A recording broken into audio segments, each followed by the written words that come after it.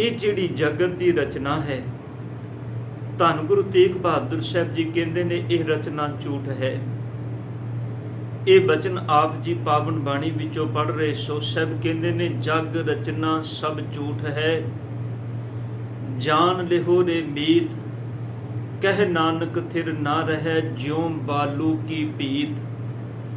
ਸਾਹਿਬ ਕਹਿੰਦੇ ਨੇ ਜਿਵੇਂ ਰੇਤ ਦੀ ਬਣੀ ਹੋਈ ਕੰਧ, ਬੰਦਾ ਕਿੰਨੀ ਦੇਰ ਤੱਕ ਉਸ ਕੰਧ ਤੇ ਵਿਸਾ ਕਰ ਸਕਦਾ ਹੈ। ਰੇਤ ਦੀ ਬਣੀ ਹੋਈ ਕੰਧ ਕਿਰ ਜਾਂਦੀ ਹੈ। ਇਸੇ ਤਰ੍ਹਾਂ ਸਭ ਕਹਿੰਦੇ ਨੇ ਤੇਰਾ ਇਹ ਸਰੀਰ, ਇਹ ਤਨ ਹੈ, ਇਹ ਜਗਤ ਦੀ ਰਚਨਾ ਹੈ। ਕਿਉਂਕਿ ਜਗਤ ਦੀ ਰਚਨਾ ਦੇ ਅੰਦਰ ਸਰੀਰ ਹੈ, ਔਰ ਜੋ ਕੁਝ ਦ੍ਰਿਸ਼ਟਮਾਨ ਹੈ ਮੇਰੇ ਸਤਿਗੁਰ ਕਹਿੰਦੇ ਨੇ ਦ੍ਰਿਸ਼ਟਮਾਨ ਸਭ ਪਰਮਾਤਮਾ ਦੇ ਹੁਕਮ ਵਿੱਚ ਬਿਨਸਨਹਾਰ ਹੈ। ਵੇਖੋ ਸਾਹਿਬ ਧੰਨ ਗੁਰੂ ਗ੍ਰੰਥ ਸਾਹਿਬ ਪਾਤਸ਼ਾਹ ਜੀ ਦੀ ਪਾਵਨ ਬਾਣੀ ਨੇ ਸਾਧ ਸੰਗਤ ਜੀ ਮੌਤ ਦੀ ਗੱਲ, ਮੌਤ ਦੇ ਵਿਸ਼ੇ ਤੇ ਸਤਿਗੁਰ ਨੇ ਬਹੁਤ ਗੱਲਾਂ ਕੀਤੀਆਂ ਨੇ ਬਾਣੀ ਵਿੱਚ। ਵੈਸੇ ਮੌਤ, ਜੇ ਇਸ ਵਿਸ਼ੇ ਨੂੰ ਸਮਝਣਾ ਹੋਵੇ ਵੀ ਮੌਤ ਹੈ ਕੀ, ਗੁਰੂ ਗ੍ਰੰਥ ਸਾਹਿਬ ਪਾਤਸ਼ਾਹ ਜੀ ਦੀ ਪਾਵਨ ਬਾਣੀ ਦੇ ਅੰਦਰ ਸਾਧ ਸੰਗਤ 3 ਤਰ੍ਹਾਂ ਦੀ ਮੌਤ ਦਾ ਜ਼ਿਕਰ ਹੈ। ਵੇਖੋ ਜਿਸ ਵਿਸ਼ੇ ਤੇ ਆਪਾਂ ਅੱਜ ਗੱਲ ਕਰਨੀ ਹੈ, ਵੈਸੇ ਫਿਜ਼ੀਕਲੀ ਮੌਤ ਦਾ ਜ਼ਿਕਰ ਅਸੀਂ ਸਭ ਕਰਨੇ ਆ। ਬੰਦਾ ਸੰਸਾਰ ਤੇ ਆਇਆ, ਉਹਨੇ ਆਪਣਾ ਜੀਵਨ ਭੋਗਿਆ ਤੇ ਫਿਰ ਇੱਕ ਦਿਨ ਸਰੀਰਕ ਤੌਰ ਤੇ ਸੰਸਾਰ ਵਿੱਚੋਂ ਚਲਾ ਗਿਆ। ਪਰ ਗੁਰੂ ਗ੍ਰੰਥ ਸਾਹਿਬ ਪਾਤਸ਼ਾਹ ਜੀ ਦੀ ਅੰਮ੍ਰਿਤ ਬਾਣੀ ਨੇ ਇਸ ਫਿਜ਼ੀਕਲੀ ਮੌਤ ਤੋਂ ਅੱਗੇ 2 ਤਰ੍ਹਾਂ ਦੀ ਮੌਤ ਦਾ ਜ਼ਿਕਰ ਹੋਰ ਕੀਤਾ ਹੈ। ਹਾਂ, ਅਜੇ ਤੱਕ ਮੈਂ ਸਿਰਫ ਇਹੀ ਬੇਨਤੀ ਕਰਦਾ ਰਿਹਾ ਵੀ 3 ਤਰ੍ਹਾਂ ਦੀ ਮੌਤ ਹੈ, ਪਰ ਸੱਚ ਵਿੱਚ ਗੁਰੂ ਗ੍ਰੰਥ ਸਾਹਿਬ ਪਾਤਸ਼ਾਹ ਜੀ ਦੀ ਪਾਵਨ ਬਾਣੀ ਪੜ੍ਹਦੇ ਹਾਂ ਇੱਕ 4ਥੀ ਤਰ੍ਹਾਂ ਦੀ ਮੌਤ ਦਾ ਜ਼ਿਕਰ ਹੋਰ ਵੀ ਸਤਿਗੁਰ ਨੇ ਕੀਤਾ ਹੈ। ਉਹ ਸੁਰਮ ਗਤੀ ਵਾਲੀ ਮੌਤ ਹੈ। ਆਓ ਆਪਾਂ ਪਹਿਲਾਂ ਥੋੜਾ ਜਿਹਾ ਸਮਝ ਲਈਏ ਵੀ ਇਹ ਮੌਤ ਜਿਨ੍ਹਾਂ ਦਾ ਜ਼ਿਕਰ ਸਤਿਗੁਰ ਨੇ ਬਾਣੀ ਵਿੱਚ ਕੀਤਾ ਉਹ ਕਿਹੜੀ ਕਿਹੜੀ ਮੌਤ ਹੈ। ਸਭ ਤੋਂ ਪਹਿਲਾ ਸਾਧ ਸੰਗਤ ਜੀ ਸਰੀਰਕ ਮੌਤ ਹੈ। ਇਨਸਾਨ ਸੰਸਾਰ ਵਿੱਚ ਆਇਆ, ਇਹਨੇ ਆਪਣਾ ਜੀਵਨ ਭੋਗਿਆ, ਸਵਾਸਾਂ ਦੀ ਪੂੰਜੀ ਜਿਹਨੂੰ ਸਤਿਗੁਰ ਪਾਵਨ ਬਾਣੀ ਵਿੱਚ ਕਹਿੰਦੇ ਨੇ। ਸਭ ਕਹਿੰਦੇ ਨੇ ਰੱਬ ਨੇ ਕਿਰਪਾ ਕੀਤੀ, ਇਸ ਸਰੀਰ ਰੂਪੀ ਮੜੋਲੀ ਦੇ ਅੰਦਰ, ਘੜੇ ਦੇ ਅੰਦਰ ਸਵਾਸਾਂ ਰੂਪੀ ਪੂੰਜੀ ਪਾਈ, ਤੇ ਇੱਕ ਦਿਨ ਜਿੱਦਣ ਇਹ ਸਵਾਸ ਰੂਪੀ ਪੂੰਜੀ ਮੁੱਕ ਜਾਂਦੀ ਹੈ, ਇਹ ਮਨੁੱਖ ਇਸ ਤਨ ਦੇ ਪਿੰਜਰੇ ਚੋਂ ਬਾਹਰ ਨਿਕਲ ਕੇ ਜੀਵਾਤਮਾ ਪਰਮਾਤਮਾ ਦੇ ਚਰਨਾਂ ਵਿੱਚ ਲੀਨ ਹੋ ਜਾਂਦੀ ਹੈ। ਇੱਕ ਮੌਤ ਜਿਹਨੂੰ ਸਤਿਗੁਰ ਜੀ ਫਿਜ਼ੀਕਲੀ ਮੌਤ ਬਾਣੀ ਵਿੱਚ ਕਹਿੰਦੇ ਨੇ, ਇਹਦਾ ਜ਼ਿਕਰ ਸਤਿਗੁਰ ਨੇ ਬਹੁਤ ਬਾਣੀ ਵਿੱਚ ਕੀਤਾ ਹੈ। ਦੂਸਰੀ ਤਰ੍ਹਾਂ ਦੀ ਮੌਤ ਜਿਹਨੂੰ ਮੇਰੇ ਸਤਿਗੁਰ ਨੇ ਪਾਵਨ ਬਾਣੀ ਦੇ ਵਿੱਚ ਸ਼ਬਦ ਵਿੱਚ ਮਰਨਾ, ਸ਼ਬਦ ਅਨੁਸਾਰ ਜੀਵਨ ਜਿਉਣਾ। ਜਦੋਂ ਬੰਦਾ ਆਤਮਿਕ ਤੌਰ ਤੇ ਆਪਣੇ ਅੰਦਰ ਨੂੰ ਗੁਰੂ ਸ਼ਬਦ ਨਾਲ ਜੋੜ ਲੈਂਦਾ ਹੈ, ਫਿਰ ਉਹ ਬਾਹਰੀ ਤੌਰ ਤੇ, ਸੰਸਾਰਿਕ ਤੌਰ ਤੇ ਉਹ ਬੰਦਾ ਦੁਨਿਆਵੀ ਰੀਤ ਤੋਂ ਬਿਲਕੁਲ ਵੱਖਰਾ ਜੀਵਨ ਜਿਉਂਦਾ ਹੈ। ਉਹਨੂੰ ਕਹਿੰਦੇ ਨੇ ਗੁਰੂ ਦੇ ਹੁਕਮ ਦੇ ਵਿੱਚ, ਗੁਰੂ ਦੇ ਸ਼ਬਦ ਦੇ ਵਿੱਚ ਮਰ ਜਾਣਾ।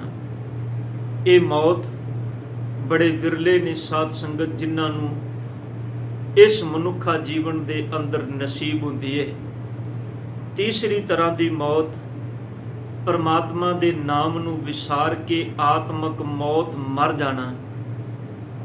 ਸੰਸਾਰਿਕ ਤੌਰ ਤੇ, ਸਰੀਰਕ ਤੌਰ ਤੇ, ਫਿਜ਼ੀਕਲੀ ਤੌਰ ਤੇ ਸਵਾਸ ਚੱਲ ਰਹੇ ਨੇ, ਬੰਦਾ ਖਾ ਵੀ ਰਿਹਾ ਹੈ, ਬੰਦਾ ਪਹਿਨ ਵੀ ਰਿਹਾ ਹੈ, ਸੰਸਾਰ ਦੇ ਪਦਾਰਥ ਵੀ ਭੋਗ ਰਿਹਾ ਹੈ, ਪਰ ਸੱਚ ਵਿੱਚ ਸਾਹਿਬ ਦੀ ਬਾਣੀ ਕਹਿੰਦੀ ਜੇ ਪ੍ਰਮਾਤਮਾ ਰੱਬ ਜੀ ਦੇ ਗੁਣਾਂ ਨਾਲੋਂ, ਨਾਮ ਨਾਲੋਂ ਟੁੱਟ ਗਿਆ ਹੈ, ਜੇ ਇਹ ਪ੍ਰਮਾਤਮਾ ਦੇ ਰੱਬੀ ਹੁਕਮ ਨੂੰ ਵਿਸਾਰ ਕੇ ਜਿੰਦਾ ਪਿਆ ਹੈ, ਮੇਰੇ ਸਤਿਗੁਰ ਨੇ ਉਹਨੂੰ ਬਾਣੀ ਦੇ ਅੰਦਰ ਪ੍ਰਮਾਤਮਾ ਨੂੰ ਵਿਸਾਰ ਕੇ ਜੀਣ ਵਾਲੇ ਨੂੰ ਵੀ ਇੱਕ ਮੌਤ ਗਿਣਿਆ।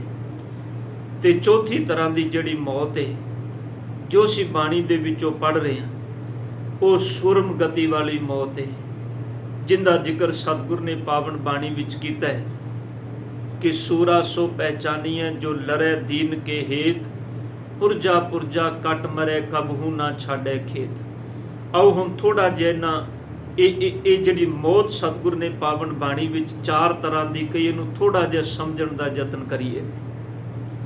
ਕਿ ਮੈਂ ਇਸ ਵਿਸ਼ੇ ਨੂੰ ਸਾਧ ਸੰਗਤ ਇਸ ਕਰਕੇ ਆਪ ਸੰਗਤ ਦੇ ਚਰਨਾਂ ਵਿੱਚ ਬੇਨਤੀ ਕਰ ਰਿਹਾ ਵੀ ਇੱਕ ਤੇ ਜਿਸ ਵੇਲੇ ਦਾਸ ਹਾਜ਼ਰ ਹੋਇਆ ਵੀ ਜਿਹੜੇ ਗੁਰੂ ਘਰ ਦੇ ਕੀਰਤਨੀਏ ਸਨ ਉਹਨਾਂ ਨੇ ਇਹ ਸ਼ਬਦ ਪੜ੍ਹਿਆ ਗੁਰੂ ਤੇਗ ਬਹਾਦਰ ਸਾਹਿਬ ਜੀ ਦਾ ਵੀ ਜਗ ਰਚਨਾ ਸਭ ਝੂਠ ਹੈ ਜਾਨ ਲਿਹੋ ਰੇ ਮੀਤ ਕਹਿ ਨਾਨਕ ਥਿਰ ਨਾ ਰਹਿ ਜਿਉ ਬਾਲੂ ਕੀ ਪੀਤ। ਜਦੋਂ ਸ਼ਬਦ ਪੜ੍ਹ ਰਹੇ ਸਨ ਸੱਚ ਵਿੱਚ ਮੈਂ ਕੁਰਬਾਨ ਜਾਵਾਂ ਧੰਨ ਗੁਰੂ ਤੇਗ ਬਹਾਦਰ ਸਾਹਿਬ ਪਾਤਸ਼ਾਹ ਜੀ ਤੋਂ। ਮੇਰਾ ਮਨ ਸੀ ਵੀ ਆਪਾਂ ਇਹਨਾਂ ਵਿਸ਼ਿਆਂ ਤੇ ਅੱਜ ਗੱਲ ਕਰੀਏ, ਪਰ ਵੇਖੋ ਸਤਿਗੁਰ ਨੇ ਬਿੰਦ ਬਣਾਈ, ਆਪ ਆਪਣੀ ਪਾਵਨ ਬਾਣੀ ਦੇ ਅੰਦਰੋਂ ਇਹ ਬਚਨ ਸਾਨੂੰ ਇਸ ਪ੍ਰਕਰਨ ਨੂੰ ਆਰੰਭ ਕਰਨ ਦੇ ਲਈ ਸਾਡੇ ਸਾਹਮਣੇ ਰੱਖ ਦਿੱਤੇ। ਵੇਖੋ ਜਿਹੜੀ ਫਿਜ਼ੀਕਲੀ ਮੌਤ ਹੈ, ਆਓ ਥੋੜਾ ਜਿਹਾ ਬਾਣੀ ਵਿੱਚ ਇਹਨੂੰ ਸਮਝਣ ਦਾ ਯਤਨ ਕਰੀਏ। ਸੰਸਾਰ ਅੰਦਰ ਜੋ ਇਹ ਮਾਲਕ ਨੇ ਸਰੀਰ ਢਾਂਚਾ ਦਿੱਤਾ ਹੈ ਬੰਦੇ ਨੂੰ, ਵੈਸੇ ਇਹ ਸੱਚ ਹੈ ਵੀ ਮਰਨਾ ਹਰ ਇੱਕ ਨੇ ਹੈ। ਮੇਰੇ ਸਾਹਿਬ ਜੀ ਪਾਵਨ ਬਾਣੀ ਵਿੱਚ ਕਹਿੰਦੇ ਨੇ ਜਾਣਾ ਹਰ ਇੱਕ ਨੇ ਹੈ, ਪਰ ਇਸ ਗੱਲ ਦਾ ਪਤਾ ਕੋਈ ਨਹੀਂ ਵੀ ਕਿਸ ਬੰਦੇ ਨੇ ਮਰਨਾ ਕਿਸ ਢੰਗ ਦੇ ਨਾਲ ਤੇ ਕਿਸ ਥਾਂ ਤੇ ਹੈ। ਇੱਕ ਬਚਨ ਬਾਣੀ ਵਿੱਚੋਂ ਆਪਾਂ ਸਾਰੇ ਪੜ੍ਹਦੇ ਆ, ਮੇਰੇ ਸਾਹਿਬ ਗੁਰੂ ਨਾਨਕ ਪਾਤਸ਼ਾਹ ਜੀ ਕਹਿੰਦੇ ਨੇ ਮਰਨ ਲਿਖਾਏ ਮੰਡਲ ਮੇ ਆਏ। ਸਭ ਕਹਿੰਦੇ ਨੇ ਤੂੰ ਮਰਨਾ ਲਿਖਾ ਕੇ ਮਾਤ ਲੋਕ ਵਿੱਚ ਆਇਆ। ਸੱਚ ਹੈ ਵੀ ਪਰਮਾਤਮਾ ਰੱਬ ਜੀ ਨੇ ਬੜੀ ਕਿਰਪਾ ਕੀਤੀ। ਮੈਨੂੰ ਸੱਚ ਵਿੱਚ ਕਿਰਪਾ ਕਹਿਣਾ ਉਸ ਮਾਲਕ ਦੀ। ਵੇਖੋ ਬੰਦਾ ਸਰੀਰਕ ਤੌਰ ਤੇ ਬਿਮਾਰ ਪੈ ਜਾਏ, ਜੇਕਰ ਇਹਦਾ ਰੋਗ ਕੁਝ ਦਿਨ ਠੀਕ ਨਾ ਹੋਵੇ, ਇਹ ਮੈਂਟਲੀ ਇੰਨਾ ਕੁ ਪਰੇਸ਼ਾਨ ਹੋ ਜਾਂਦਾ ਹੈ, ਇਹਨੂੰ ਇੰਜ ਪ੍ਰਤੀਤ ਹੋਣ ਲੱਗ ਜਾਂਦਾ ਹੈ ਵੀ ਸ਼ਾਇਦ ਇਹ ਰੋਗ ਹੁਣ ਮੇਰਾ ਠੀਕ ਹੋਣਾ ਹੀ ਨਹੀਂ, ਕਿਤੇ ਐਸਾ ਨਾ ਹੋ ਜਾਏ ਇਹ ਰੋਗ ਮੇਰੀ ਮੌਤ ਦਾ ਕਾਰਨ ਬਣ ਜਾਏ। ਬੰਦਾ ਬੜਾ ਚਿੰਤਾਤੁਰ ਹੁੰਦਾ ਹੈ। ਸੱਚ ਵਿੱਚ ਉਹ ਰੋਗ ਜਿਹੜਾ ਹੋ ਸਕਦਾ ਸੀ ਸਮਾਂ ਪਾ ਕੇ ਠੀਕ ਹੋ ਜਾਏ, ਇਹ ਰੋਗ ਨੂੰ ਆਪਣੇ ਜੀਵਨ ਦੇ ਅੰਦਰ ਡਿਪਰੈਸ਼ਨ ਦੇ ਵਿੱਚ ਉਹਨੂੰ ਆਪਣੇ ਜੀਵਨ ਵਿੱਚ ਇੱਕ ਹੋਰ ਰੋਗ ਬਣਾ ਕੇ ਆਪਣੇ ਅੰਦਰ ਖੜਾ ਕਰ ਲੈਂਦਾ, ਜਿਹਨੂੰ ਚਿੰਤਾ ਕਹਿੰਦੇ, ਡਿਪਰੈਸ਼ਨ ਕਹਿੰਦੇ ਆ। ਉਸ ਰੋਗ ਕਰਕੇ ਇਹ ਇੰਨਾ ਚਿੰਤਾ ਵਿੱਚ ਚਲਾ ਜਾਂਦਾ ਹੈ। ਜਿਹੜਾ ਰੋਗ ਦਵਾਈ ਨਾਲ ਠੀਕ ਹੋ ਸਕਦਾ ਸੀ, ਖਿਆਲ ਕਰਿਓ ਅੰਦਰ ਦੀ ਇਸ ਚਿੰਤਾ ਨੇ ਉਹਨੂੰ ਠੀਕ ਹੋਣ ਹੀ ਨਹੀਂ ਦਿੱਤਾ। ਮੈਂ ਕਹਿੰਦਾ ਸ਼ੁਕਰ ਕਰੀਏ ਮੇਰੇ ਸਤਿਗੁਰ ਦਾ, ਜਿਨ੍ਹਾਂ ਨੇ ਕਿਰਪਾ ਕੀਤੀ ਸਾਧ ਸੰਗਤ। ਉਹਨੇ ਅਲਾਰਮ ਜ਼ਰੂਰ ਅੰਦਰ ਲਾ ਦਿੱਤਾ ਹੈ, ਪਰ ਸੱਚ ਹੈ ਵੀ ਉਹਨੇ ਅਲਾਰਮ ਲਾ ਕੇ ਭੇਤ ਕਿਸੇ ਨੂੰ ਨਹੀਂ ਦਿੱਤਾ। ਜੇ ਸੱਚ ਵਿੱਚ ਬੰਦੇ ਨੂੰ ਭੇਤ ਮਿਲ ਜਾਏ ਵੀ ਮੈਂ ਫਲਾਣੇ ਦਿਨ ਫਲਾਣੀ ਤਰੀਕ ਨੂੰ ਮਰਨਾ ਹੈ, ਸੱਚ ਵਿੱਚ ਬੰਦਾ ਪਹਿਲੋਂ ਹੀ ਰੋਗੀ ਹੋ ਕੇ ਮਰ ਜਾਏ ਚਿੰਤਾ ਦੇ ਵਿੱਚ। ਇਸੇ ਕਰਕੇ ਮੇਰੇ ਸਤਿਗੁਰ ਕਹਿੰਦੇ ਨੇ ਫਿਜ਼ੀਕਲੀ ਹਰ ਇੱਕ ਬੰਦੇ ਨੇ ਜਾਣਾ, ਉਹਦੇ ਅੰਦਰ ਭਾਵੇਂ ਕੋਈ ਸੰਸਾਰਿਕ ਕਿੱਡਾ ਵੀ ਵੱਡਾ ਰੁਤਬੇਦਾਰ ਕਿਉਂ ਨਾ ਹੋਵੇ। ਹਾਂ, ਗੁਰੂ ਤੇਗ ਬਹਾਦਰ ਸਾਹਿਬ ਜੀ ਨੇ ਨਾ ਇੱਕ ਬਚਨ ਤੁਸੀਂ ਪਾਵਨ ਬਾਣੀ ਗੁਰੂ ਤੇਗ ਬਹਾਦਰ ਸਾਹਿਬ ਜੀ ਦੇ ਸ਼ਲੋਕਾਂ ਵਿੱਚ ਪੜ੍ਹਦੇ ਹੋ। ਸਾਹਿਬ ਨੇ ਇੱਕ ਬਚਨ ਕਹਿ ਕੇ ਸਾਰੀ ਗੱਲ ਮੁਕਾ ਦਿੱਤੀ। ਬੰਦੇ ਨੇ ਆਖਿਆ ਵੀ ਕਿੰਨੇ ਮਰਨਾ ਹੈ ਸਤਿਗੁਰ, ਕੌਣ ਮਰੇਗਾ? ਮੇਰੇ ਸਾਹਿਬ ਨੇ ਆਖਿਆ ਇੱਕ ਗੱਲ ਚੇਤੇ ਰੱਖਿਓ, ਰਾਮ ਗਇਓ ਰਾਵਣ ਗਇਓ ਜਾਂ ਕੋ ਬਹੁ ਪਰਿਵਾਰ ਕਹੋ ਨਾਨਕ ਥਿਰ ਕੱਛ ਨਹੀਂ ਸੁਪਨੇ ਜੋ ਸੰਸਾਰ। ਸਾਹਿਬ ਨੇ ਆਖਿਆ ਵੀ ਵੇਖ, ਇਹ ਤੂੰ ਸੰਸਾਰਿਕ ਇੱਕ ਆਮ ਬੰਦੇ ਦੀ ਗੱਲ ਨਹੀਂ। ਦੇਖੋ ਇੱਕ ਅਦਨਾ ਇਨਸਾਨ ਕੋਈ ਮੇਰੇ ਵਰਗਾ ਹੋਵੇ ਜਿਹੜਾ ਮੈਂਟਲੀ ਇੰਨਾ ਪ੍ਰਿਪੇਅਰ ਨਾ ਹੋਵੇ, ਜਾਂ ਫਿਰ ਇਹ ਕਹਿ ਲਓ ਵੀ ਸਰੀਰਕ ਤੌਰ ਤੇ ਇੰਨਾ ਸਮਰੱਥ ਨਾ ਹੋਵੇ, ਪਰ ਮੇਰੇ ਸਾਹਿਬ ਕਹਿੰਦੇ ਨੇ ਵੇਖੋ ਇਸ ਜਗਤ ਤੇ ਉਹ ਵੀ ਚਲੇ ਗਏ ਜਿਨ੍ਹਾਂ ਨੂੰ ਸਮੇਂ ਦੇ ਅਨੁਸਾਰ ਸਮੇਂ ਵਕਤ ਵਿੱਚ ਲੋਕਾਂ ਨੇ, ਜਿਨ੍ਹਾਂ ਨੂੰ ਪ੍ਰਮਾਤਮਾ ਰੱਬ ਕਹਿ ਕੇ ਜਿਨ੍ਹਾਂ ਦੇ ਚਰਨਾਂ ਵਿੱਚ ਸਿਜਦਾ ਕੀਤਾ, ਜਿਨ੍ਹਾਂ ਨੇ ਇਹ ਆਖਿਆ ਸੀ ਮੌਤ ਨੂੰ ਆਪਣੇ ਪਾਵੇ ਨਾਲ ਬੰਨ੍ਹ ਲਿਆ, ਹੁਣ ਕੋਈ ਨਹੀਂ ਮਾਰ ਸਕਦਾ।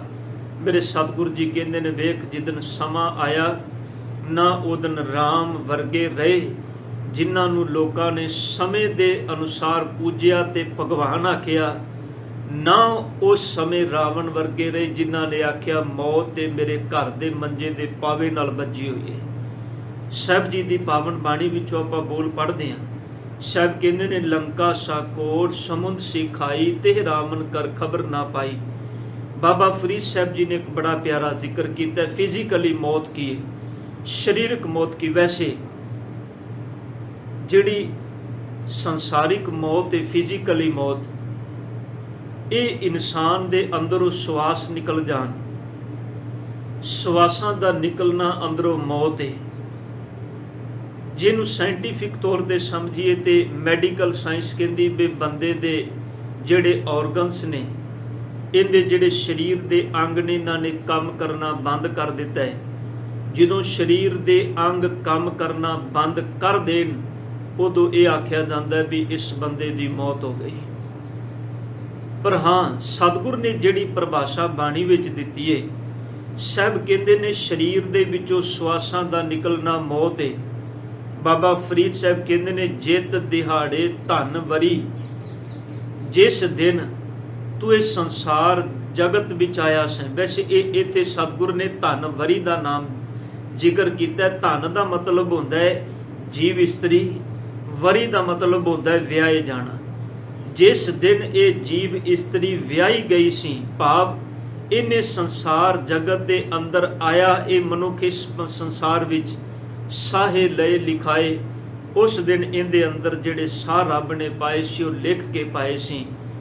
ਮਲਕ ਜੇ ਕੰਨੀ ਸੁਣੀ ਦਾ ਮੂੰਹ ਦਿਖਾਲੇ ਆਏ, ਜਿਸ ਮੌਤ ਨੂੰ ਕੰਨਾਂ ਨਾਲ ਸੁਣਦਾ ਸੀ, ਅੱਜ ਫਲਾਣਾ ਬੰਦਾ ਗਿਆ ਹੈ ਸੰਸਾਰ ਤੋਂ, ਅੱਜ ਫਲਾਣਾ ਗਿਆ ਹੈ। ਸਭ ਕਹਿੰਦੇ ਨੇ ਵੇਖ ਇੱਕ ਦਿਨ ਸਮਾਂ ਆਉਂਦਾ ਹੈ, ਬਾਬਾ ਜੀ ਕਹਿੰਦੇ ਨੇ ਉਹ ਮੌਤ ਬੰਦੇ ਦੇ ਸਾਹਮਣੇ ਆ ਕੇ ਖੜੀ ਹੋ ਜਾਂਦੀ ਹੈ।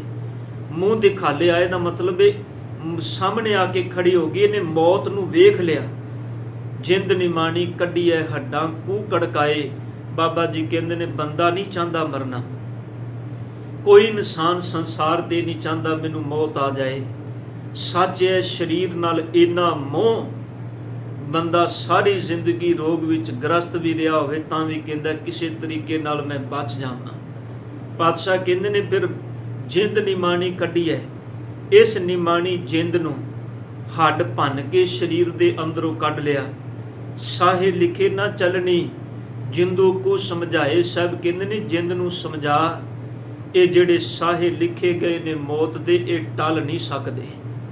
ਹਾਂ, ਇਹ ਪਤਾ ਕੋਈ ਨਹੀਂ ਵੀ ਕਿਸ ਇਨਸਾਨ ਨੇ ਜਾਣਾ ਕਿਵੇਂ।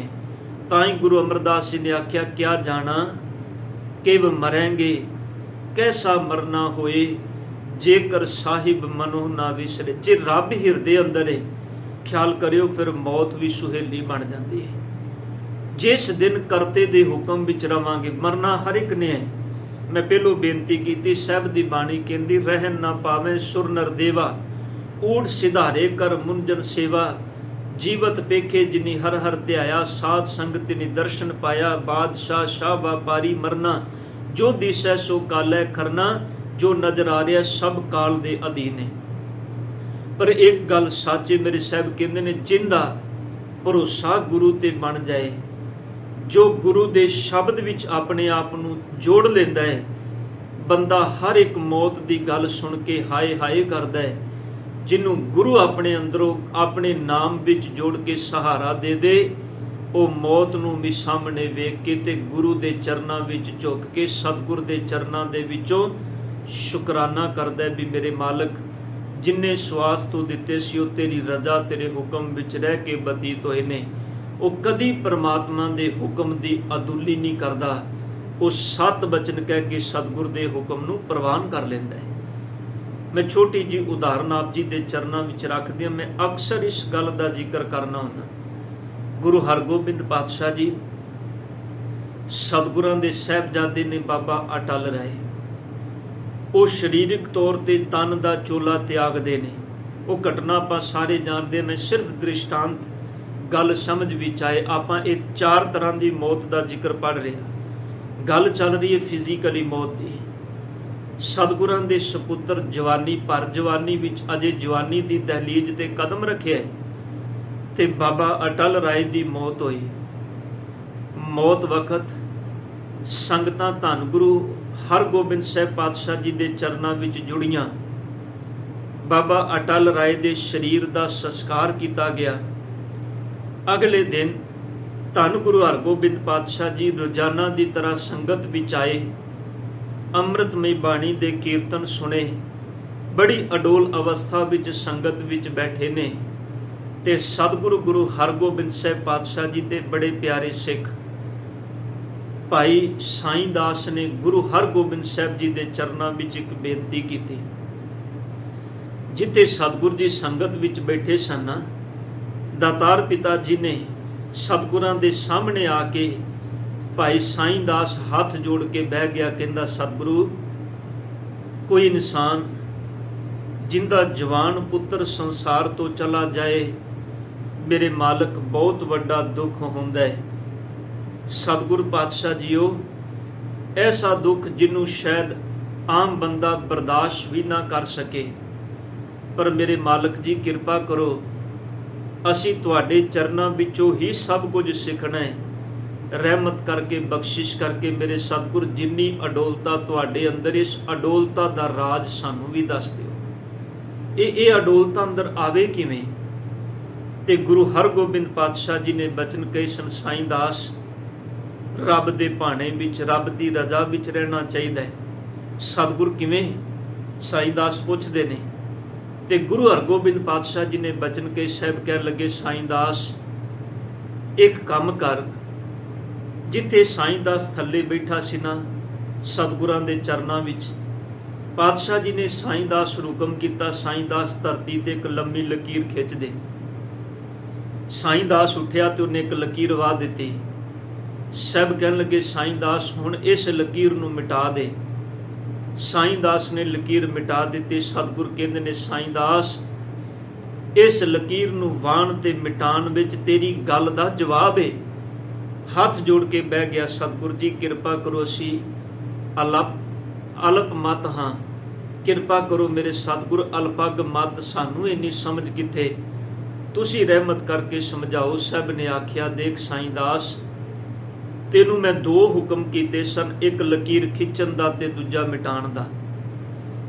ਜਦੋਂ ਲਕੀਰ ਤੋਂ ਖਿੱਚੀ ਤੇਰੇ ਮਨ ਵਿੱਚ ਕੋਈ ਖਿਆਲ, ਜਾਂ ਜਦੋਂ ਤੂੰ ਲਕੀਰ ਮਿਟਾਈ ਤੇਰੇ ਮਨ ਵਿੱਚ ਕੋਈ ਖਿਆਲ? ਕਹਿੰਦਾ, ਸਤਿਗੁਰ ਨਹੀਂ। ਪਾਤਸ਼ਾਹ ਜੀ ਕਹਿਣ ਲੱਗੇ, ਲਕੀਰ ਖਿੱਚੀ, ਤੇਰੇ ਮਨ 'ਚ ਖੁਸ਼ੀ ਹੋਈ ਸੀ ਵੀ ਗੁਰੂ ਨੇ ਹੁਕਮ ਕੀਤਾ? ਨਹੀਂ ਸਤਿਗੁਰ ਜੀ, ਤੁਹਾਡਾ ਹੁਕਮ ਸੀ। ਤੇ ਲਕੀਰ ਮਿਟਾਈ, ਕੋਈ ਮਨ ਵਿੱਚ ਰੰਜ, ਕੋਈ ਗਮੀ, ਕੋਈ ਦੁੱਖ? ਕਹਿਣ ਲੱਗੇ, ਨਹੀਂ ਸਤਿਗੁਰ, ਇਹ ਵੀ ਤੁਹਾਡਾ ਹੁਕਮ। ਗੁਰੂ ਹਰਗੋਬਿੰਦ ਪਾਤਸ਼ਾਹ ਕਹਿਣ ਲੱਗੇ, ਸਾਈਂ ਦਾਸ, ਇਸ ਸੰਸਾਰ ਵਿੱਚ ਪਰਮਾਤਮਾ ਨੇ ਧੀਆਂ, ਪੁੱਤਰ, ਪਰਿਵਾਰ, ਇਹ ਲਕੀਰਾਂ ਖਿੱਚੀਆਂ ਨੇ, ਤੇ ਲਕੀਰਾਂ ਖਿੱਚ ਕੇ ਸਾਡੀ ਜ਼ਿੰਮੇਵਾਰੀ ਲਾਈ ਹੈ। ਤੇ ਜ਼ਿੰਮੇਵਾਰੀ ਲਾ ਕੇ ਉਹ ਆਪਣੇ ਹੁਕਮ ਵਿੱਚ ਖਿੱਚਦਾ ਹੈ, ਆਪਣੇ ਹੁਕਮ ਵਿੱਚ ਮਿਟਾ ਦਿੰਦਾ ਹੈ। ਉਹਦੇ ਹੁਕਮ ਵਿੱਚ ਖਿੱਚੀਆਂ ਗਈਆਂ, ਉਹਦੇ ਹੁਕਮ ਵਿੱਚ ਮਿਟ ਗਈਆਂ। ਸੱਚ ਹੈ, ਜਿਹੜਾ ਕਰਤੇ ਖਾਵੰਦ ਦੀ ਰਜ਼ਾ ਵਿੱਚ ਰਹਿੰਦਾ ਹੈ, ਉਹ ਕਦੀ ਪਰਮਾਤਮਾ ਤੇ ਗਿਲਾ ਨਹੀਂ ਕਰਦਾ।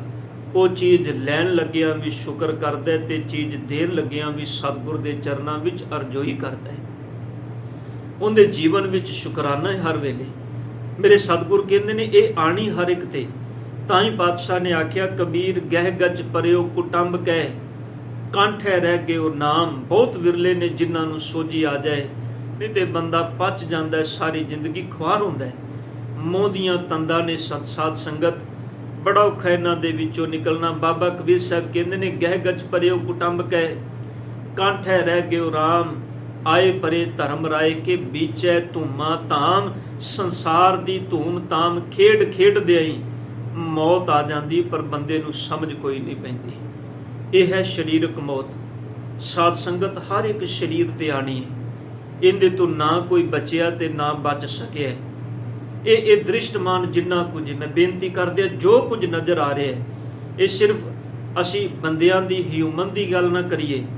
ਜੜ ਚੇਤਨ ਇੰਜ ਕਹਿ ਲੋ ਕਰਤੇ ਨੇ ਜੋ ਕੁਝ ਸ੍ਰਿਸ਼ਟੀ ਵਿੱਚ ਪੈਦਾ ਕੀਤਾ ਹੈ, ਇਥੋਂ ਤੱਕ ਇਹ ਸੂਰਜ, ਇਹ ਚੰਦਰਮਾ, ਇਹ ਅਸਮਾਨ, ਸਭ ਕੁਝ ਸਤਿਗੁਰ ਕਹਿੰਦੇ ਨੇ ਪਰਮਾਤਮਾ ਦੇ ਹੁਕਮ ਵਿੱਚ ਹੈ। ਇਹ ਰੱਬ ਦੇ ਹੁਕਮ ਵਿੱਚ ਬਣਿਆ ਹੈ, ਉਹਦੇ ਹੁਕਮ ਵਿੱਚ ਇੱਕ ਦਿਨ ਨਾਸ਼ ਵੀ ਹੋਏਗਾ। ਹਰ ਇੱਕ ਪਰਮਾਤਮਾ ਦੇ ਹੁਕਮ ਵਿੱਚ ਚੀਜ਼ ਹੈ। ਇਸੇ ਕਰਕੇ ਸਤਿਗੁਰ ਨੇ ਬਾਣੀ ਵਿੱਚ ਬੜੇ ਬਚਨ ਸਮਝਾਏ। ਇੰਨੀ ਲੋਇਨੀ ਦੇਖਦਿਆਂ ਕੇਤੀ ਚੱਲ ਗਈ, ਫਰੀਦਾ ਲੋਕਾ ਆਪੋ ਆਪਣੀ ਮੈਂ ਆਪਣੀ ਪਈ। ਵੇਖ ਰਿਹਾ ਅੱਖਾਂ ਨਾਲ ਕਿੰਨੇ ਚਲੇ ਗਏ, ਪਰ ਸੱਚ ਹੈ, ਲੋਕ ਸਰੀਰ ਨੂੰ ਅੱਗ ਲਾਉਣ ਤੋਂ ਬਾਅਦ ਸਭ ਕੁਝ ਭੁੱਲ ਕੇ ਫਿਰ ਸੰਸਾਰ ਦੇ ਮੋਹ ਮਾਇਆ ਵਿੱਚ ਖਚਤ ਹੋ ਜਾਂਦੇ ਨੇ। ਬਾਬਾ ਜੀ ਕਹਿੰਦੇ ਨੇ ਜਿਵੇਂ ਲੋਕ ਖਚਤ ਹੋਏ ਹੋਵੇ ਮੈਂ ਵੀ ਖਚਤ ਹੋ ਗਿਆ, ਨਾ ਲੋਕਾਂ ਨੂੰ ਸਮਝ ਨਾ ਮੈਨੂੰ ਸਮਝ, ਕੀ ਕਰੀਏ ਮੇਰੇ ਮਾਲਕ ਜੀ। ਕਬੀਰ ਬੇੜਾ ਜ਼ਰਜ਼ਰਾ ਫੂਟੇ ਸ਼ੇਖ ਹਜ਼ਾਰ, ਹਰਵੇ ਹਰਵੇ ਤਿਰ ਗਏ ਡੂਬੇ ਜਿਨ ਸਿਰ ਪਾਰ। ਤਰਨਗੇ ਉਹ ਜਿਨ੍ਹਾਂ ਨੇ ਹੁਕਮ ਸਮਝ ਲਿਆ, ਨਹੀਂ ਤੇ ਬਾਬਾ ਜੀ ਕਹਿੰਦੇ ਨੇ ਇੱਥੇ ਸੰਸਾਰ ਵਿੱਚ ਸਭ ਡੁੱਬ ਰਹੇ ਨੇ। ਇਹ ਹੈ ਫਿਜ਼ੀਕਲੀ ਮੌਤ, ਹਰ ਬੰਦੇ ਤੇ ਆਣੀ ਹੈ। ਇਹਦੇ ਤੋਂ ਨਾ ਕੋਈ ਬਚਿਆ ਤੇ ਨਾ ਬਚ ਸਕੇ। ਮੈਂ ਫਿਰ ਬੇਨਤੀ ਕਰਦਿਆਂ, ਮੇਰੇ ਸਤਿਗੁਰ ਕਹਿੰਦੇ ਨੇ ਵੈਦ ਇਹ ਥਾਪੀ ਮਾਰ ਕੇ ਆਪਣੇ ਛਾਤੀ ਤੇ ਕਹਿੰਦਾ ਹੈ ਕਿ ਮੇਰੇ ਵਰਗਾ ਸੰਸਾਰ ਤੇ ਕੋਈ ਨਹੀਂ, ਮੇਰੇ ਕੋਲੋਂ ਹਰ ਰੋਗ ਦਾ ਇਲਾਜ ਹੈ। ਪਰ ਖਿਆਲ ਕਰਿਓ, ਜਿਦਨ ਤਨ ਨੂੰ ਰੋਗ ਆਪਣੇ ਨੂੰ ਲੱਗਦਾ ਹੈ ਉਦਨ ਕਹਿੰਦਾ ਮੇਰੇ ਕੋਲੋਂ ਰੋਗ ਦਾ ਇਲਾਜ ਹੈ ਪਰ ਮੌਤ ਦਾ ਇਲਾਜ ਨਹੀਂ। ਸੱਚ ਹੈ, ਲੁਕਮਾਨ ਵਰਗੇ ਹਕੀਮ ਬੜਾ ਦਾਅਵਾ ਕਰਦੇ ਸਨ ਹਰ ਮਰਜ਼ ਦਾ ਇਲਾਜ ਹੈ। ਸਤਿਗੁਰ ਪਾਤਸ਼ਾਹ ਜੀ ਕਹਿੰਦੇ ਨੇ ਲੁਕਮਾਨ ਵਰਗੇ ਹਕੀਮ ਵੀ ਮੌਤ ਦੇ ਅੱਗੇ ਹੱਥ ਜੋੜ ਕੇ ਖੜੇ ਹੋ ਗਏ, ਕਿਉਂਕਿ ਮੌਤ ਦਾ ਇਲਾਜ ਕੋਈ ਵੀ ਨਹੀਂ। ਇਹ ਅਵਸ਼ ਆਣੀ ਹੈ, ਯਕੀਨਨ ਆਣੀ ਹੈ, ਇਹਦੇ ਤੇ ਕੋਈ ਦੋਰਾਵਾ ਨਹੀਂ। ਤਾਂ ਹੀ ਸਤਿਗੁਰ ਨੇ ਬਾਣੀ ਵਿੱਚ ਬਚਨ ਕੇ ਪਾਤਸ਼ਾਹ ਕਹਿੰਦੇ ਨੇ ਜੋ ਆਇਆ ਸੋ ਚੱਲ ਸੀ, ਸਭ ਕੋ ਹੀ ਆਈ ਵਾਰੀ ਹੈ। ਤਾਂ ਹੀ ਸਾਹਿਬ ਕਹਿੰਦੇ ਨੇ ਜਨਮੰ ਤਾਂ ਮਰਨੰ ਹਰਖੰ ਤਾਂ ਸੋਗੰ। ਤਾਂ ਹੀ ਸਾਹਿਬ ਦੀ ਪਾਵਨ ਬਾਣੀ ਦੇ ਬਚਨ ਤੁਸੀਂ ਬਾਣੀ ਵਿੱਚੋਂ ਪੜ੍ਹਦੇ ਹੋ। ਮੇਰੇ ਸਤਿਗੁਰੂ ਜੀ ਕਹਿੰਦੇ ਨੇ ਇਸ ਸੰਸਾਰ ਦੇ ਅੰਦਰ ਜੋ ਉਪਜਿਆ ਉਹਨੇ ਹਰ ਇੱਕ ਚੀਜ਼ ਨੇ ਜਾਣਾ ਹੈ। ਫਿਜ਼ੀਕਲੀ ਮੌਤ ਨਿਸ਼ਚਿਤ ਹੈ। ਆਓ ਸਾਧ ਸੰਗਤ, ਹੁਣ ਦੂਜੀ ਮੌਤ ਜਿਹੜੀ ਹੈ ਇਹ ਹੈ ਫਿਜ਼ੀਕਲੀ ਤੌਰ ਤੇ ਮਰ ਜਾਣਾ। ਦੂਸਰੀ ਮੌਤ ਹੈ ਇੱਕ ਉਹ ਮੌਤ ਜਿਹਨੂੰ ਸਤਿਗੁਰ ਬਾਣੀ ਵਿੱਚ ਕਹਿੰਦੇ ਨੇ ਮਰਣੰ ਬਿਸਰਣੰ ਗੋਬਿੰਦੈ। ਰੱਬ ਨੂੰ ਵਿਸਰ ਗਿਆ ਤੇ ਸਤਿਗੁਰ ਕਹਿੰਦੇ ਨੇ ਆਤਮਕ ਮੌਤ ਹੈ। ਇਸ ਮੌਤ ਦਾ ਜ਼ਿਕਰ ਵੀ ਸਾਹਿਬ ਨੇ ਬਾਣੀ ਵਿੱਚ ਬਹੁਤ ਕੀਤਾ ਹੈ। ਗੁਰੂ ਨਾਨਕ ਸਾਹਿਬ ਜੀ ਦੇ ਬਚਨਾਂ ਤੋਂ ਆਪਾਂ ਆਰੰਭਤਾ ਕਰੀਏ। ਬਸ 2-3 ਉਦਾਹਰਨਾਂ ਸਾਧ ਸੰਗਤ ਗੱਲ ਸਮਝ ਵਿੱਚ ਆਏ। ਅਸਲ ਵਿੱਚ ਅਸੀਂ ਜੀਵਨ ਦੀ ਪਰਿਭਾਸ਼ਾ ਹੀ ਨਹੀਂ ਸਮਝ ਸਕੇ। ਜੇ ਜੀਵਨ ਦੀ ਪਰਿਭਾਸ਼ਾ ਸਮਝ ਲਈਏ ਤੇ ਮੌਤ ਸਮਝਣੀ ਬੜੀ ਸੁਹੇਲੀ ਹੋ ਜਾਏਗੀ। ਤਾਂ ਹੀ ਬਾਬਾ ਜੀ ਨੇ ਆਖਿਆ ਨਾ ਕਿ ਜਿਹੜੇ ਜੀਵਨ ਸਫਲ ਕਰ ਲੈਂਦੇ ਨੇ ਉਹਨਾਂ ਦੀ ਮੌਤ ਵੀ ਸਫਲੀ। ਜੇਕਰ ਸਾਹਿਬ ਮਨੋ ਨਾ ਵਿਸਰੇ ਤਾਂ ਸਹਿਲਾ ਮਰਨਾ ਹੋਏ। ਜੇ ਰੱਬ ਮਨੋ ਨਾ ਵਿਸਰੇ, ਮਨ ਵਿੱਚ ਰਹੇ, ਤੇ ਧੰਨ ਗੁਰੂ ਅਮਰਦਾਸ ਕਹਿੰਦੇ ਨੇ ਫਿਰ ਮੌਤ ਬੜੀ ਸੌਖੀ ਹੋ ਜਾਂਦੀ ਹੈ। ਪੁੱਛੋ ਬਾਬਾ ਕਬੀਰ ਸਾਹਿਬ ਜੀ ਨੂੰ। ਬਾਬਾ ਕਬੀਰ ਜੀ ਕਹਿੰਦੇ ਨੇ ਕਬੀਰ ਮੋਹਿ ਮਰਨੇ ਕਾ ਚਾਉ ਹੈ, ਮਰੂੰ ਤਾਂ ਹਰ ਕੈ ਦਵਾਰ। ਹੁਣ ਰੱਬ ਨੂੰ ਜਿਹਨੇ ਵਿਸਾਰ ਦਿੱਤਾ ਉਹ ਵੀ ਇੱਕ ਮੌਤ ਹੈ। ਇਹਨੂੰ ਸਤਿਗੁਰ ਬਾਣੀ ਵਿੱਚ ਆਤਮਿਕ ਮੌਤ ਕਹਿੰਦੇ ਨੇ। ਵੇਖੋ ਅੰਮ੍ਰਿਤ ਬਾਣੀ ਦਾ ਬਚਨ ਹੈ। ਗੁਰੂ ਨਾਨਕ ਸਾਹਿਬ ਜੀ ਦੇ ਬੋਲ ਤੁਸੀਂ ਰੋਜ਼ ਪੜ੍ਹਦੇ ਹੋ। ਜਪਜੀ ਸਾਹਿਬ ਜੀ ਦੇ ਸਾਹਿਬ ਕਹਿੰਦੇ ਨੇ ਜੇ ਜੁਗ ਚਾਰੇ ਆਰਜਾਂ, ਚਾਰੇ ਯੁਗਾਂ ਜਿੰਨੀ ਤੇਰੀ ਉਮਰ ਹੋਵੇ, ਹੋਰ ਦਸੂਣੀ ਹੋਏ ਇਸ ਤੋਂ ਵੀ 10 ਗੁਣਾ ਵੱਧ ਹੋ ਜਾਏ। ਜੇ ਜੁਗ ਚਾਰੇ ਆਰਜਾ ਹੋਰ ਦਸੂਣੀ ਹੋਏ, ਨਵਾਂ ਖੰਡਾਂ ਵਿੱਚ ਜਾਣੀਏ ਨਾਲ ਚਲੇ ਸਭ ਕੋਏ। ਚੰਗਾ ਨਾਉ ਰਖਾਏ ਕੈ ਜਸ ਕੀਰਤ ਜਗ ਲੈ, ਜੇ ਤਿਸ ਨਦਰ ਨਾ ਆਵੇ ਤਾਂ ਬਾਤ ਨਾ ਪੁੱਛੈ। ਕਿ ਆਤਮਕ ਮੌਤ ਇਹ ਬੰਦਾ ਜਿਹੜਾ ਫਿਜ਼ੀਕਲੀ ਤੌਰ ਤੇ ਹਰ ਇੱਕ ਬੰਦੇ ਨੇ ਮਰਨਾ ਯਕੀਨਨ ਹੈ, ਪਰ ਸੱਚ ਵਿੱਚ ਫਿਜ਼ੀਕਲੀ ਮੌਤ ਨਾਲੋਂ ਵੀ ਦਰਦਨਾਕ ਮੌਤ ਆਤਮਕ ਮੌਤ ਹੈ। ਇਸ ਮੌਤ ਨੂੰ ਸਹੇੜਨ ਵਾਲਾ ਬੰਦਾ ਸਾਰੀ ਜ਼ਿੰਦਗੀ ਭਟਕਦਾ ਹੈ, ਚਿੰਤਾ ਤੁਰ ਵਿਕਾਰਾਂ ਦੇ ਅੰਦਰ, ਵਾਸ਼ਨਾਵਾਂ ਦੇ ਅੰਦਰ ਭਟਕਦਾ ਹੈ। ਇਸੇ ਕਰਕੇ ਸਤਿਗੁਰ ਨੇ ਆਖਿਆ ਤੂੰ ਸਮਝ ਬਾਣੀ ਨੂੰ। ਧੰਨ ਗੁਰੂ ਗ੍ਰੰਥ ਸਾਹਿਬ ਪਾਤਸ਼ਾਹ ਜੀ ਦੇ ਬਚਨ ਸਾਹਿਬ ਕਹਿੰਦੇ ਨੇ ਇੰਨੀ ਲੰਮੀ ਉਮਰ ਇੰਨਾ ਕੁਝ, ਫਿਰ ਵੀ ਸਤਿਗੁਰ ਕਹਿੰਦੇ ਨੇ ਜੇ ਤਿਸ ਨਦਰ ਨਾ ਆਵਈ, ਜੇ ਤੂੰ ਮਾਲਕ ਦੀ ਨਦਰ ਵਿੱਚ ਨਹੀਂ ਨਾ, ਰੱਬ ਦੇ ਹੁਕਮ ਵਿੱਚ ਨਹੀਂ, ਤੇ ਸਤਿਗੁਰ ਕਹਿੰਦੇ ਨੇ ਫਿਰ ਇੰਨੀ ਲੰਮੀ ਉਮਰ ਵੀ ਤੈਨੂੰ ਅੰਦਰ ਦਾ ਟਿਕਾ ਨਹੀਂ ਦੇ ਸਕਦੀ। ਇੰਨੀ ਲੰਮੀ ਉਮਰ ਵੀ ਦੁੱਖਾਂ ਦੇ ਵਿੱਚ ਹੀ ਬਤੀਤ ਹੋਏਗੀ, ਦੁੱਖਾਂ ਤੋਂ ਦੂਰ ਨਹੀਂ ਤੂੰ ਜਾ ਸਕਦਾ। ਇੱਕ ਬਚਨ ਤੁਸੀਂ ਜੈਤਸਰੀ ਕੀ ਵਾਰ ਵਿੱਚੋਂ ਪੜ੍ਹਦੇ ਹੋ।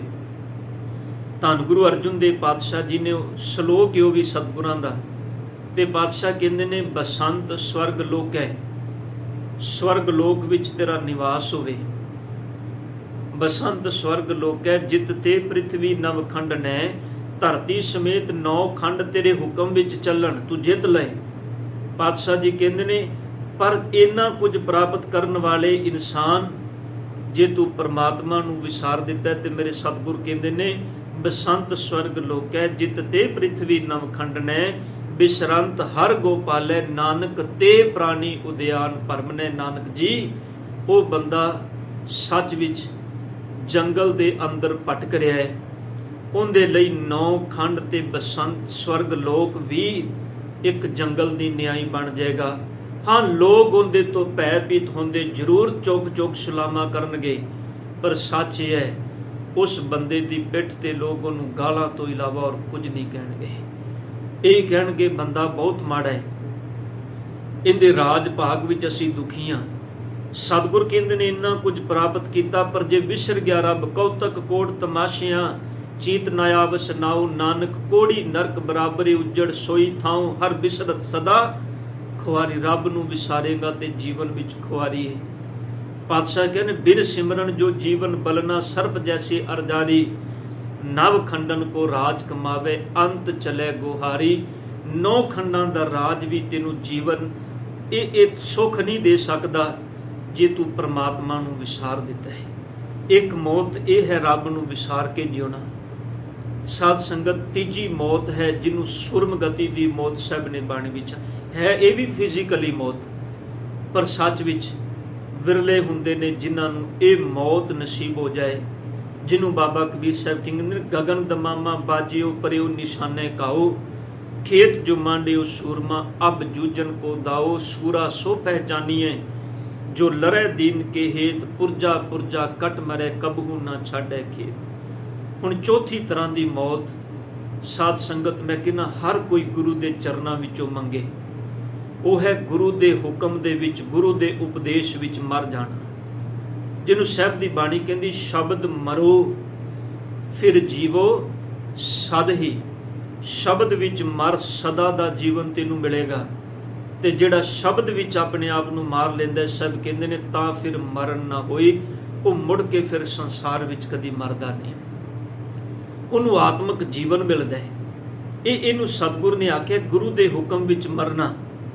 ਵੇਖੋ ਸਤਿਗੁਰ ਦਾ ਜਦੋਂ ਅਸੀਂ ਪਾਵਨ ਇਤਿਹਾਸ ਪੜ੍ਹਦੇ ਹਾਂ ਨਾ, ਬਾਣੀ ਵਿੱਚ ਸਤਿਗੁਰ ਨੇ ਜਿਹੜੀਆਂ ਉਦਾਹਰਨਾਂ ਦਿੱਤੀਆਂ ਨੇ, ਅਸਲ ਵਿੱਚ ਇਹਨਾਂ ਨੂੰ ਕਮਾਉਣ ਵਾਲੇ ਗੁਰਸਿੱਖਾਂ ਦੀਆਂ ਗੱਲਾਂ ਸਾਨੂੰ ਇਤਿਹਾਸ ਵਿੱਚੋਂ ਮਿਲਦੀਆਂ ਨੇ। ਸ਼ਬਦ ਮਰੋ ਫਿਰ ਜੀਵੋ ਸਦ ਹੀ, ਤਾਂ ਫਿਰ ਮਰਨ ਨਾ ਹੋਈ। ਸਭ ਕਹਿੰਦੇ ਨੇ ਗੁਰੂ ਦੇ ਉਪਦੇਸ਼ ਵਿੱਚ ਚੱਲ, ਐਸਾ ਜੀਵਨ ਮਿਲੇਗਾ।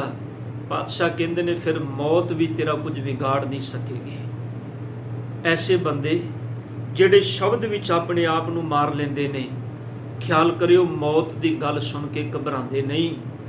ਉਹ ਕਹਿੰਦੇ ਨੇ ਮੌਤ ਕੱਲ ਆਂਦੀ ਅੱਜ ਆ ਜਾਏ, ਪਰ ਇੱਕੋ ਹੀ ਅਰਦਾਸ ਕਰਦੇ ਨੇ ਸਤਿਗੁਰੂ ਤੇਰੇ ਹੁਕਮ ਵਿੱਚ ਜੀਵਨ ਜਿਉਇਆ ਤੇ ਤੇਰੇ ਹੁਕਮ ਦੇ ਵਿੱਚ ਮਰ ਵੀ ਜਾਵਾਂਗੇ। ਉਹ ਕਦੀ ਪਰਮਾਤਮਾ ਦੇ ਹੁਕਮ ਤੋਂ ਬਾਹਰ ਨਹੀਂ ਹੁੰਦੇ। ਧੰਨ ਗੁਰੂ ਅਰਜਨ ਦੇਵ ਪਾਤਸ਼ਾਹ ਜੀ ਤਤੀ ਤਵੀ ਤੇ ਬਹਿ ਕੇ ਸਾਨੂੰ ਪ੍ਰਤੱਖ ਐਗਜ਼ਾਮਪਲ ਦੇ ਰਹੇ ਨੇ। ਭਾਈ ਮਤੀ ਦਾਸ, ਭਾਈ ਸਤੀ ਦਾਸ, ਭਾਈ ਦਿਆਲਾ ਜੀ ਇਸੇ ਦਿੱਲੀ ਦੀ ਧਰਤੀ ਤੇ ਆਪਣੇ ਆਪੇ ਨੂੰ ਕੁਰਬਾਨ ਕਰਕੇ ਉਦਾਹਰਨ ਐਗਜ਼ਾਮਪਲ ਦੇ ਰਹੇ ਨੇ ਕਿ ਜਿਹੜੇ ਸ਼ਬਦ ਵਿੱਚ ਮਰਦੇ ਨੇ ਉਹ ਉਸ ਪਤੰਗੇ ਦੀ ਤਰ੍ਹਾਂ ਹੁੰਦੇ ਨੇ ਜਿਹੜੇ ਲੋ ਜਗਦੀ ਨੂੰ ਵੇਖ ਕੇ ਆਪਣਾ ਆਪਾ ਕੁਰਬਾਨ ਕਰ ਦਿੰਦੇ ਨੇ। ਮੇਰੇ ਸਾਹਿਬ ਕਹਿੰਦੇ ਨੇ ਤੂੰ ਜੀ ਇਹ 4 ਤਰ੍ਹਾਂ ਦੀ ਮੌਤ ਹੈ ਜਿੰਦਾ ਸਤਿਗੁਰ ਨੇ ਬਾਣੀ ਵਿੱਚ ਜ਼ਿਕਰ ਕੀਤਾ ਹੈ। ਪਰ ਸੱਚ ਵਿੱਚ ਗੁਰਮਖੋ ਮੌਤ ਪ੍ਰਵਾਨ ਉਹੀ ਹੈ ਜਿਹੜੀ ਗੁਰੂ ਦੇ ਹੁਕਮ ਵਿੱਚ ਹੋਵੇ, ਗੁਰੂ ਦੇ ਸ਼ਬਦ ਵਿੱਚ ਹੋਵੇ। ਫਿਜ਼ੀਕਲੀ ਹਰ ਇੱਕ ਨੇ ਮਰਨਾ, ਦੇ ਵਿੱਚ ਕੋਈ ਦੋਰਾਵਾ ਨਹੀਂ। ਇਹ ਹਰ ਕੋਈ ਜਾਏਗਾ ਜਿਹੜਾ ਸੰਸਾਰ ਵਿੱਚ ਆਇਆ ਹੈ, ਪਰ ਜਿਨ੍ਹਾਂ ਨੇ ਗੁਰੂ ਦੇ ਸ਼ਬਦ ਵਿੱਚ ਆਪਣੇ ਆਪ ਨੂੰ ਮਾਰਿਆ ਹੈ ਉਹਨਾਂ ਨੂੰ ਮੇਰੇ ਸਤਿਗੁਰ ਨੇ ਆਖਿਆ ਤੁਸੀਂ ਬੁੱਢੇ ਨਹੀਂ, ਤੁਸੀਂ ਬੁੱਢੇ ਹੋ। ਬਾਬਾ ਬੁੱਢਾ ਜੀ ਨੂੰ ਇਹੀ ਕਿਹਾ ਸੀ ਨਾ, ਜਵਾਨੀ ਦੀ ਦਹਲੀਜ ਬਚਪਨ ਹੈ ਨਾ ਜੀ, 11-12 ਸਾਲ ਦੀ ਉਮਰ, ਤੇ ਸਾਹਿਬ ਨੇ ਆਖਿਆ ਸੀ ਨਾਮ, ਤੇ ਹੱਥ ਜੋੜ ਕੇ ਆਖਿਆ ਕਿ ਸਤਿਗੁਰ ਮੈਂ ਬੁੱਢਾ। ਸਾਹਿਬ ਨੇ ਆਖਿਆ ਤੂੰ ਬੁੱਢਾ ਨਹੀਂ, ਤੂੰ ਬੁੱਢਾ ਹੈ, ਤੇਰੇ ਕਰਮ ਬੜੇ ਉੱਚੇ ਨੇ। ਤਾਰੂ ਪੋਪਟ ਨੂੰ ਇਹੀ ਆਖਿਆ ਸੀ ਜਦੋਂ ਕਿਹਾ ਸਤਿਗੁਰ ਜੀ ਮੌਤ ਦਾ ਕੀ ਭਰੋਸਾ, ਇਹ ਅਸੀਂ ਬੁਢੇਪੇ ਦੀ ਆਸ ਰੱਖ ਕੇ ਬੈਠੇ ਹਾਂ, ਬਜ਼ੁਰਗੀ ਵਿੱਚ ਆਏਗੀ ਕੀ ਪਤਾ।